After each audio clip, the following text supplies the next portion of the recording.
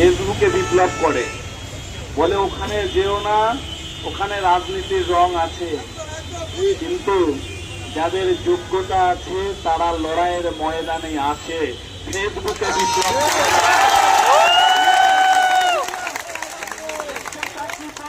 নিয়ে চিরঞ্জিত আছে, এখানে অনেক শিক্ষক মশাইরাও আজকে এসছেন, আমরা অনেকে এসছেন, বললাম তো অনেক স্যার এসছেন আজকে। কেন রাস্তায় নেমেছে? ফেসবুকে বসে করলে হবে না। আজকে এই যে মিছিল, আজকে সমস্ত মিডিয়া বন্ধুরা এখানে আছে, তারা যেভাবে আমাদের সমর্থন করছে, এই সত্তা, এটা ঘরে বসে থাকলে হয় না, এটা ঘরের লড়াই।